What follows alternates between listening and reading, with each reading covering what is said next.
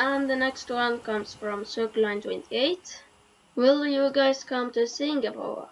I've only been to Singapore. I've been there a couple of times, but that was flying through Singapore on a stopover. Never actually left the airport. That's the only times I've ever been to Singapore, and I'd only visit there if my company sent me there, which is probably not going to be that likely. I've done a job in Saudi Arabia, which is really cool, but that was about it. So probably not unless my company sends me there, or you pay for a ticket for me. What's your opinion on this lift? And there's a link. I like Mitsubishi lifts. I do wish they would come up with a different design because they've been with that particular design for a long time now. Yeah, it's okay. It generally looks like all the other Mitsubishi lifts. But is there anything particular about that one that interests you? Is my question back to you. You ever bring Chay on top of a lift? No. Chase 10. There's no way I'll take him on top of a lift. It's too dangerous. For me, I know what I'm doing. Chay on top of a lift, that would be very irresponsible of me as a parent. So, nope. And he wouldn't want to anyway. Next one. Mitsubishi or Otis? Kone or Schindler? Mitsubishi or Otis. We're talking old ones. I think I'll go with Otis.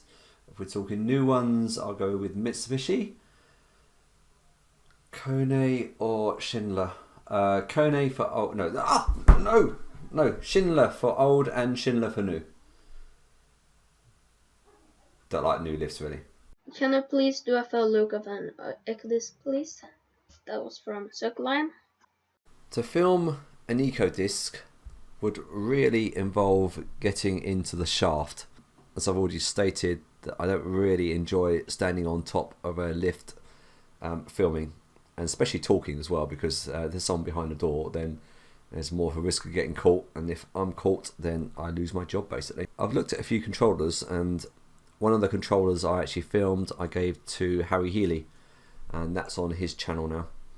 So I'm probably not going to do an eco disc. If it was an old lift, then I could get a little bit more excited, and then maybe I would, but eco disc, it just doesn't do it for me, I'm afraid.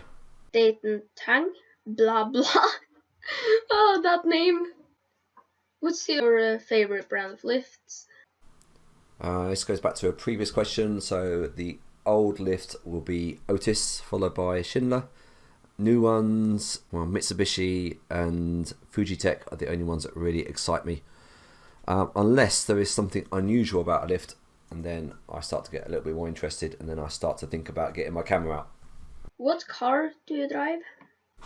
I really like my car. I have a Ford Mondeo.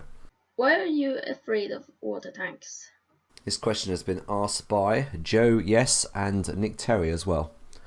Why am I afraid of water tanks? It started in my childhood.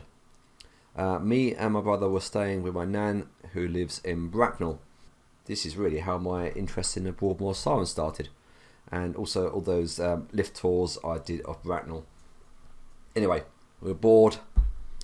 I think the most interesting thing that we could play with was probably Skittles in the kitchen.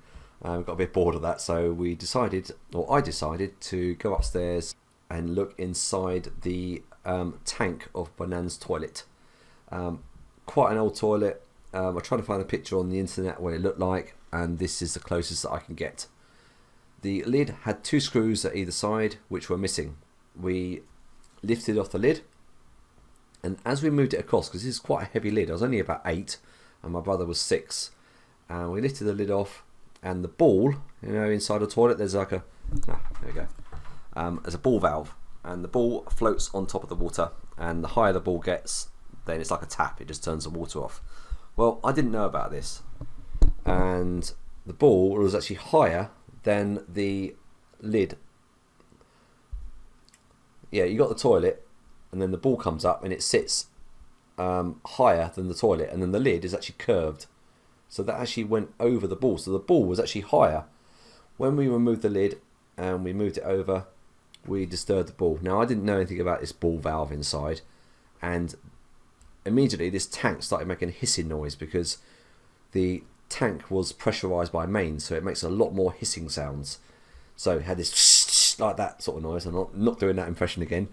We dropped the lid, and the lid fell down, and it hit the toilet seat. Obviously, it made a loud crashing noise, and then there was this big green ball just bobbing around because we disturbed the water as well, and it was like a ripply effect, and it would go like that, and it was horrible. And this ball wasn't just green, it was lime scaly, and I wasn't prepared for what I was going to see, really. Me and my brother legged it, got a big bollocking for it. My granddad had to come back up and put the lid back on.